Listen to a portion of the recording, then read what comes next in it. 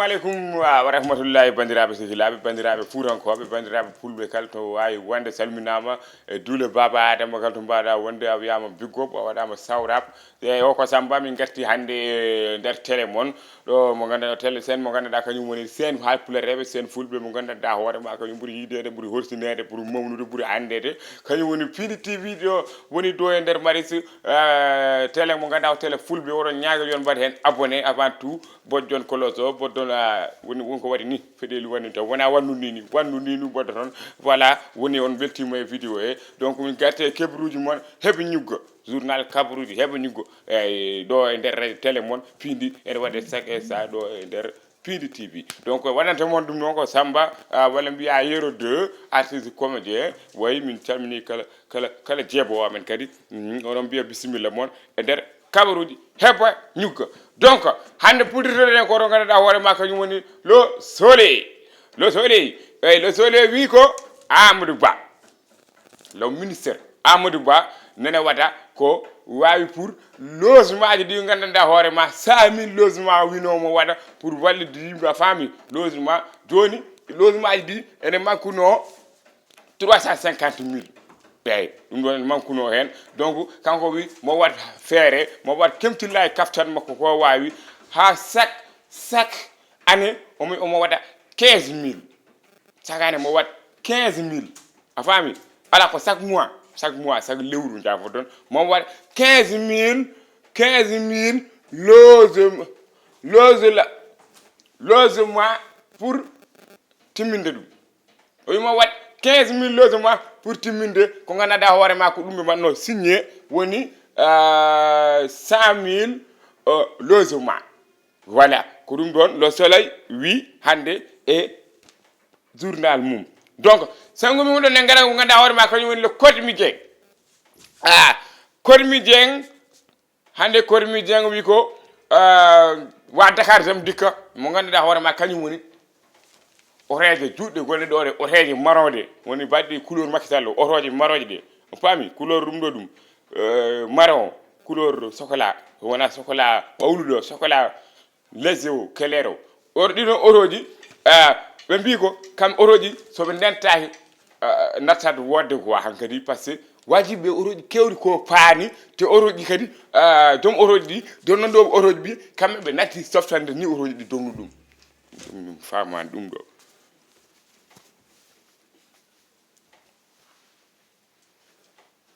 ñande fof noon ma nerno neɗɗo warde min cikkumi tan ko mataw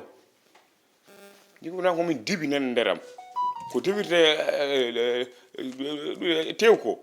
tewto fayre ɗo dibi ɗo waɗiri ɗo jeenge mi sikki nen nderam min ene huɓɓo quoi eyyi o wi ko soɓe ndentaki ɗum ɗo ɗum ko otoji ko natata wodde par ce que sa yi ha donnanoɓe otoji a faami sa yi ha donnanoɓe otoji natti softande downude otoji a faami otoji kadi kewɗi paani donc ministre de la directeur maɓɓe aɗa andi ko ɓe dañɓe directeur kesso noon wi ko soɓe ndentaki affaire o ɓe dartoto par ce que kamɓe wawi ɓe natti softande ɗum o réveil rummi jafode ko réveil mi yettiti ittude jafo ɗon de réveil matinal wonno wallahi réveil matinal ko wonno réveil quoi wonni mi uddu ɗum ni eyyi donc o wi ko soɓe ndentaki otoji ɗi koko nattata walla ɗum ɗoji ɗi no wiyete donnoɓe koko nattata joni mi gadda jaga jaayi watta dogde tan way ɗum jarani so natti tan mbermete nenara mbermete o woni ko fewnete pour wonɓe parcelle wonɓe baalioɓe mbermete aɗa andi ɗum ɗo ɗum joni tere o wiya ko régional kono wona régional ko coténal quoi par ce que ko to banggue raay ɗo tan dogat to banggue gueej ni tan koye jaam ñaajo yaraka ni Pikine te ko banggue oto banggue gueej o tan a faami sino ko régional kay foti ko dogde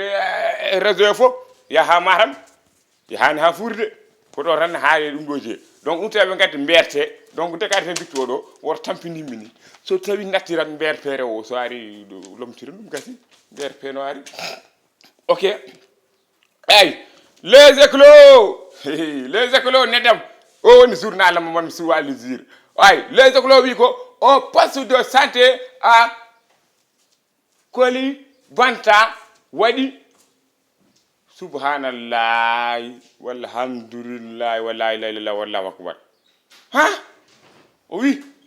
les écoles oui ko poste de santé mawdo gondu Koli Maka Koli Banta o manda o hedde gambi manda wolton dal a fami o wi ko kambe be jodi mo do semaine be jobani be ponno yebde ko no fori be ponno yebde do no fori milongaaji manda ko milongaaji joyi manda dal wonko ponno yebde kalis milongaaji a fami be jobani milongaaji depuis 2 semaines a fami neddo wona ene wona reer ala yidi jibinde wiye no ala kura rutto 8 heures ma fuuse ngara poda wadere dum do biira ala nono natta parce que kura ala be rutto dum hersini sera mbade fere ndo won kura jana non on ligi wona keba kalis ha kuraari njobe so njobani kay don kuraane kanyum ne wona don hokkir kuram do ko rokki ko biira rokkan hokkuma kono neddo jikira ligora ade kura jana taw yobata dum wawa wonde donc depuis 2 semaines ko wadabe coupé de 2 semaines ko wadabe coupé kala gardo natta safrota voilà parce que mas ngaaji ko kura fo kura yahara il ne marche pas fat mulma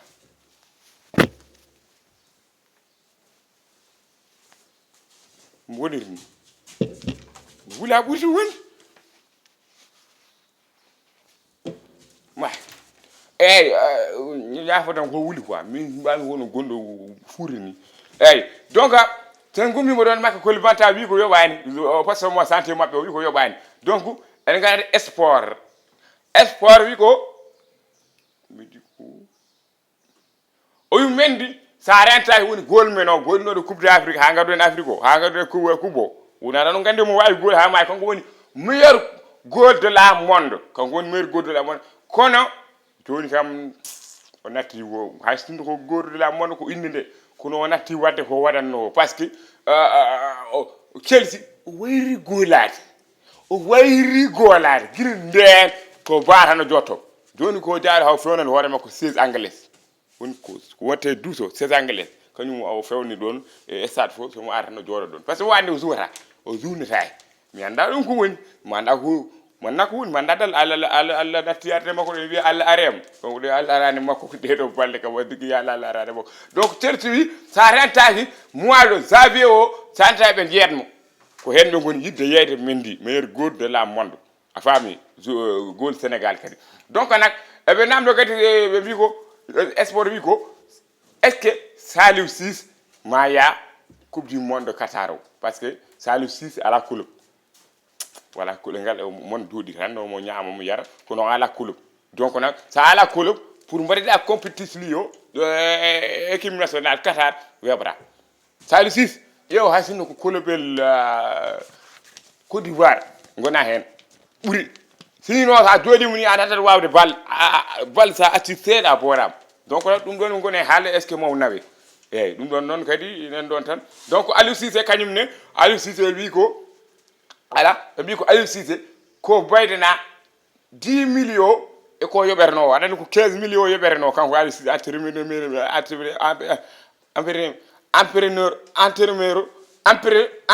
meno a faami ko baydanaaɗo 10 millions e salaire makko kono ministre ɓe mbi ko ɗum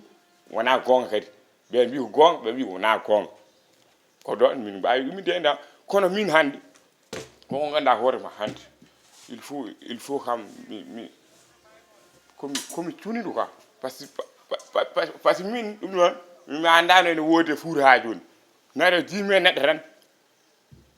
debbo ma tan ngada firin wara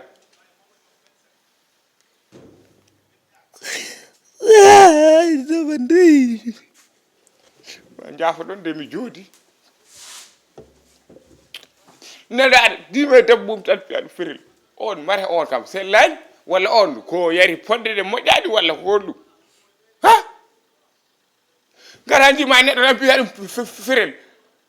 min ɗum cikkonomi wonati wodde ha manda ko hal pulaar manda ko wonni mi ha wira hal pulaar ko kam matam kam so wiyama matam fuuta kam sikkani woddani so woddani hal pulaar kam non fulɓe wonande ɗum ɗo moƴƴani ha piyamo lañal kam lañal ngal sengodo hele ɓuri walla piyamo unugal kono ferelande sa fiɗum neɗɗo ko mayata tan ko lakar kono mbaɗiɗam ɗo journal ni kisma daroto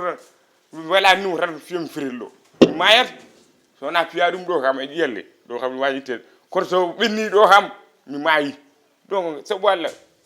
ene hertini quoi barke Allah ene hertini quoi te ɗo ɗon debbo mi nani ko debbo joɗo boɗejo kadi sinno ko cofɗo kam